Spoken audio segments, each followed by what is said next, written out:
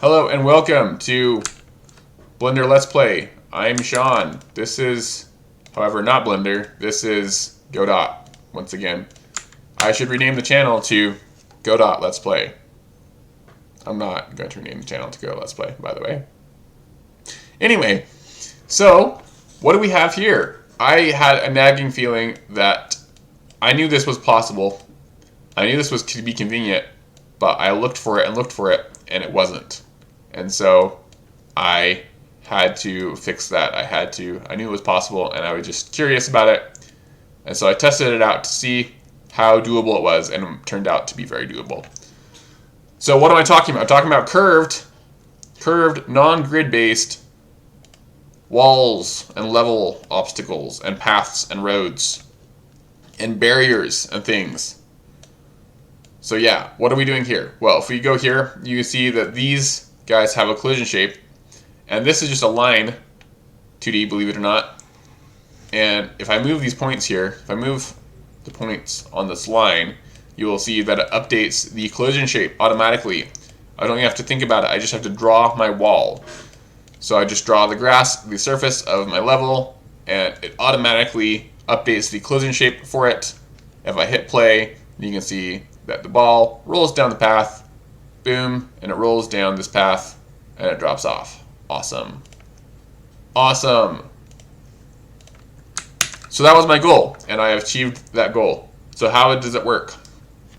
First thing is a line. So I'm just going to add a line 2D here. Boom. Line 2D. Let's give it some points. Boom, boom, boom, boom. Right. So I'm also going to make this line thicker. So I'm going to make 50. Boom. And well, it turns out this line can have a texture to it. So all we need to do is grab our grass texture. We can just drag that into the... No, wrong one, silly. So it turns out you can drag the grass texture right to there, and you can set the tile to tile, and you can set this to white. Come on, set it to white. Click, stop. So a pain. Fine, fine, fine. There we go, okay. So this is like 90% done. I love Godot so much. It does like everything for you. It's so amazing. Yeah. Limitations of this, obviously it is distorting my texture. This does not look great on pixel art textures like this one here. So I would recommend, and I am going to do, I'm going to use textures that can handle distortion, basically. So a little bit higher res, not pixel art. If you want to do this with pixel art, you might have to change some things, or yeah. So we have a line, but important thing, this line does not collide. So if we hit play, this line is not a collision shape. We need to add a collision shape to it. And so that's what my wall does here. So if we go to this wall, generic wall scene, we find that it doesn't have a texture, but that's easy enough to add later in the editor itself. Or you can create an instance with the grass or a wall or whatever, and then just use that instance over and over again. So we have a wall, which is a line. We have a static body, and this wall also has a collision shape. The static body has a collision shape. So what we need to do is we need to take the points here. This has points all across here, and we take each of these points, and we need to make a set of points on top of this, and then we need to make a set of points below this. And the set of points needs to be in the order from 0 to the middle number of points, then the next points, and then back over here. So the lowest one needs to be there, the highest one needs to be there, or the reverse. It doesn't matter so long as it's making one big loop rather than making a crisscross. Cool. And it also needs to update in the editor. So it turns out updating it in the editor is really easy. You just add the tool tag at the top of your file, and then voila, everything runs in the editor. Awesome. So now, turns out anytime you drag this point here and you move it and you let go, it is behind the scenes is calling a set points method. And so over here, I am just overriding set points. So anytime set points is called, it will call this one instead of calling the default one on line 2D. So all we do here is do the same thing that set points is doing, set the points, and then we take our static body, our collision shape polygon, and we assign it the stroke to polygon. So important thing here, the line here, this is a pool vector2 array. That's what this is. And if we go to our collision polygon, this is the same thing here. It's just the difference is this one has a whole bunch more lines, dots. This one has a whole bunch more points than this one, basically. This one has twice as many points, exactly, actually. Yeah. What would have been super handy is if line2D itself had a stroke to path. So if we go down to methods, if this had a stroke to polygon or something, that would have made it amazing. And I know it already has something like that, because if we go to the line behind the scenes, I mean, there's obviously a path here because it's drawing a line, right? So at some point it has to make some sort of shape out of that. And so I'm pretty certain that behind the scenes there is some kind of stroke to path function that it's using. But yeah, I just made my own custom one. It's pretty short anyway. Yeah, so now stroke to polygon. What is this doing? This is getting a new vector2 array. And we're looping through our points. So we're looping through these points here.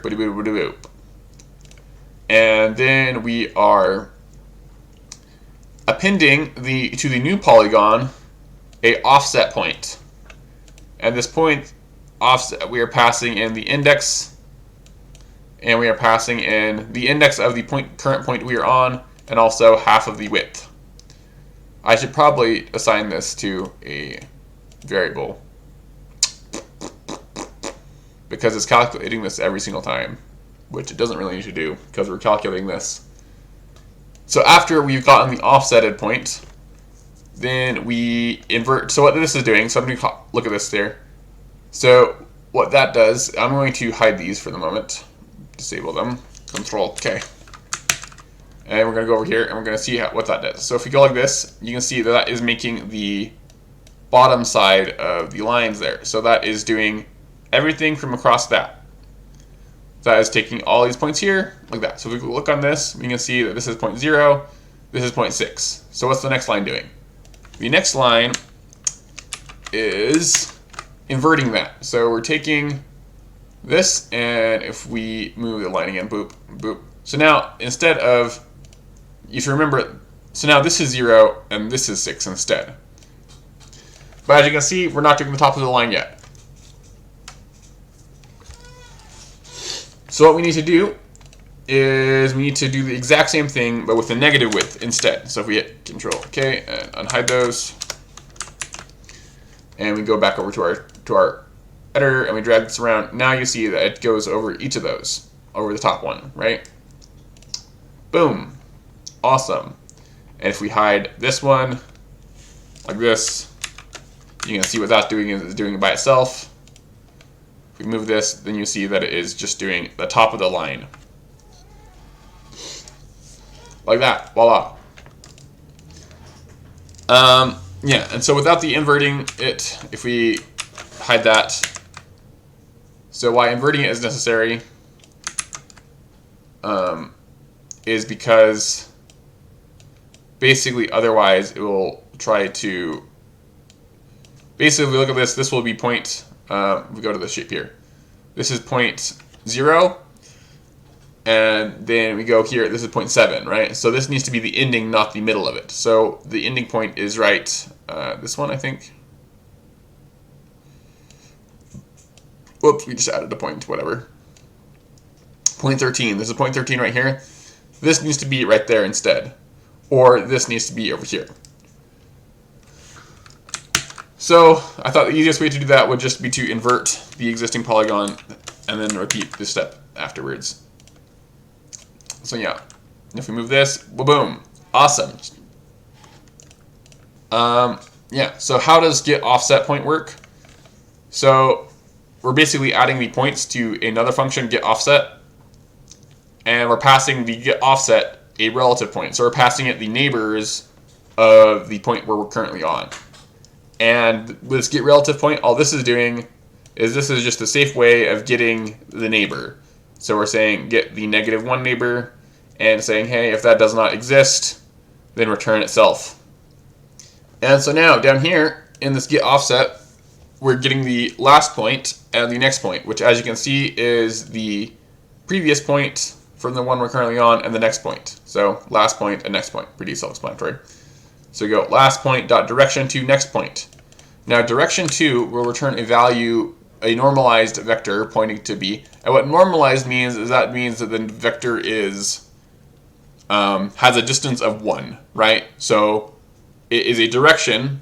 It's not a point, so its values start from 0 and then go into a direction. So it's pointing somewhere, right?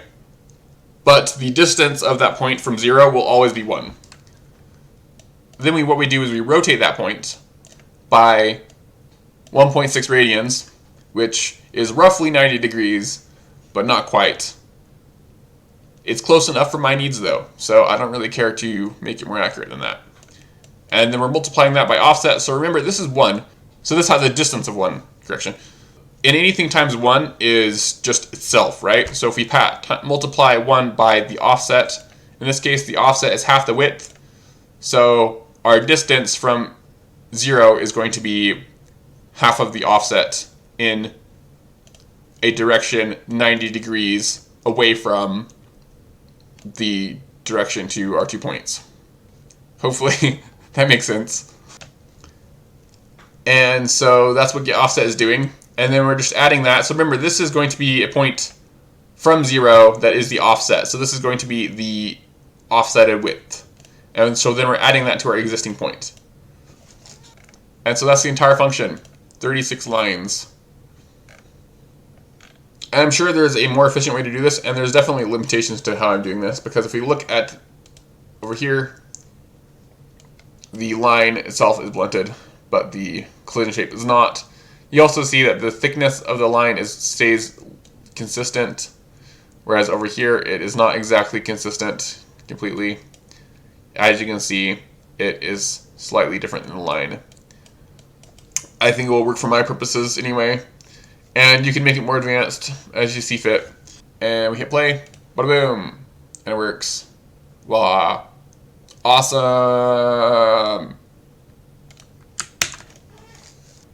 So yeah, a note about these is you have to enable editable children on these. Otherwise, so if I disable editable children for that one, and I click the debugger, and I click show visible collision shapes, then you'll see what can happen here. If we hit play, boop.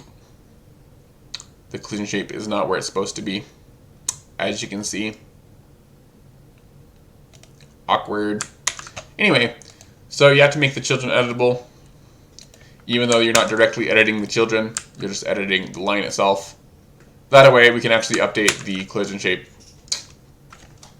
Thank you for watching. This has been Blender Let's Play. I will leave this on GitHub. Feel free to use it. I will probably put a generic MIT license on it. Feel free to use this how you will. And with that, you're welcome. Bye!